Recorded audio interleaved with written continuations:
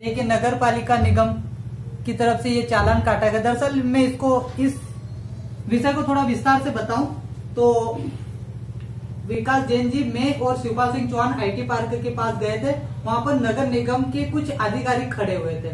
दरअसल जो ड्राइव कर रहे थे, जैसा ड्राइव कर रहे थे तो उन्होंने मास्क नहीं पहना था। तो उसी टाइम पे क्या नगर पालिका के कुछ अधिकारी आ गए और उन्होंने बोला कि आपने कानून का उल्लंघन किया है और मास्क नहीं लगाया।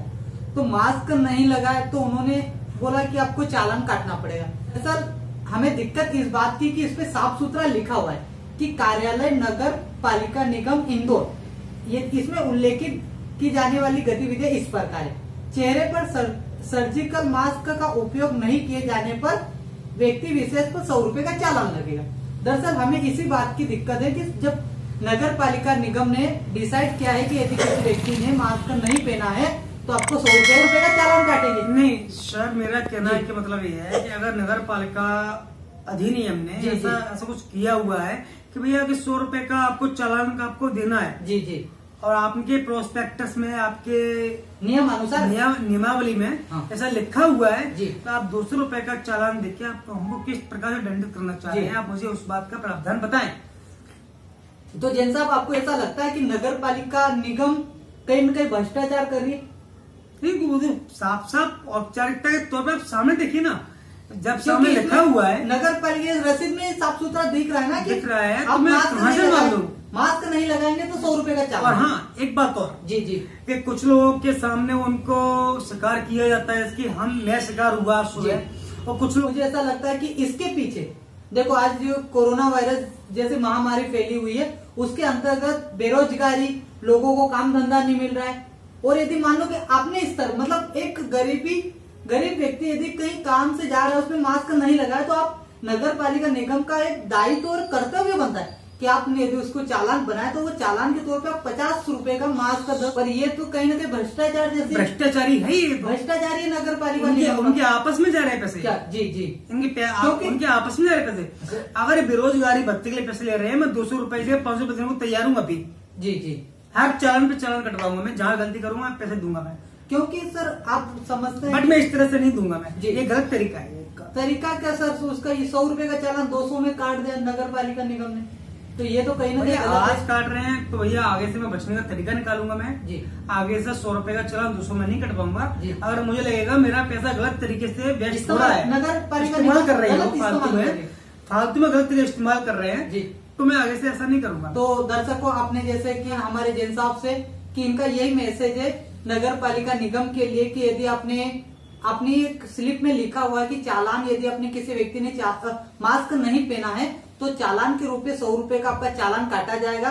तो दरअसल नगर निगम के कुछ नियम अच्छे हैं, पर इसका मतलब ये नहीं होता है कि जनता से आप लूटो, भ्रष्टाचार करो। क्योंकि आप सभी को पता है कि हम स्वच्छता में चौथी बार नंबर 1 पर आए, पर ऐसी छोटी छोटी घटनाएं कहीं ना कहीं हमें शर्मिंदगी या सिर नीचा करने पर मजबूर कर देती। तो नगर पालिका निगम से हमारा अनुरोध है कि आप थोड़ा तरीके से और नियम अनुसार ही चालान बनाए और हो सके तो गरीब लोगों को नियमानुसार जो भी होता है तो कीजिए, मैं फॉलो करूंगा उस चीज को, मैं कहीं मना नहीं करूंगा सर आपको। क्योंकि आप लोगों को भी पता है कि बेरोजगारी कितनी फैली हुई है। कोरोना जैसी महामारी में लोगों को काम धंधा नहीं मिल रहा है। बट सर जो आज हुआ है मेरे साथ जी जी, वो मेरे एक्सेप्टेबल नहीं था जी, समझ में बिल्कुल भी नहीं आया जी। क्या तरीका है? मतलब वही है ना सर, देखो कोई भी मजदूर वर्ग 200 रुपए कमाने के लिए दिन भर जाता है और यदि बाई चांस 4, 4:30, 5 बजे उसका एक चालान कट जाता तो सर उसके तो 10-8 घंटे की पूरी मेहनत ही चली जाती।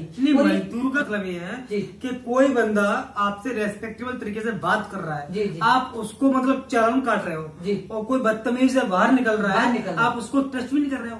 ये क्या तरीका है? जी जी, ये क्या तरीका है? तो बहुत सारे नगर पालिका निगम के जो काम करने के तरीके उससे जैन साहब नाखुश थे, असंतुष्ट है, और ये उनकी ही जवानी से पूरी तरह से असंतुष्ट हूँ मैं जी। मुझे बिल्कुल बरता पसंद नहीं है। तो जैसा आप नगर पालिका निगम को कुछ अपने सुझाव देना चाहेंगे जिस पर अपना इंदौर जैसे स्वच्छता में नंबर 1 आया है, वैसे ही इस मामले में कोविड-19 महामारी को रोकने में भी नंबर 1 पर आए, उसके लिए नगर पालिका निगम को कुछ मैसेज देना चाहूंगा? नहीं, कोविड-19 के खैर नहीं बोल पाऊंगा मैं, बहुत सारे बुद्धिजीवी आगे बोल पाए हैं जी जी। मैं केवल नगर पालिका निगम को एक ही बात बोलना चाहूंगा कि जरा सी बात है कि जन समुदाय के लिए कष्ट पैदा ना करके जी आप वो काम कीजिए जी, उनकी सहूलियत के लिए जी, उनकी रहने के लिए जी, उनकी व्यवस्थाओं के लिए जी, जी, ये सारी चीजें आप कीजिए।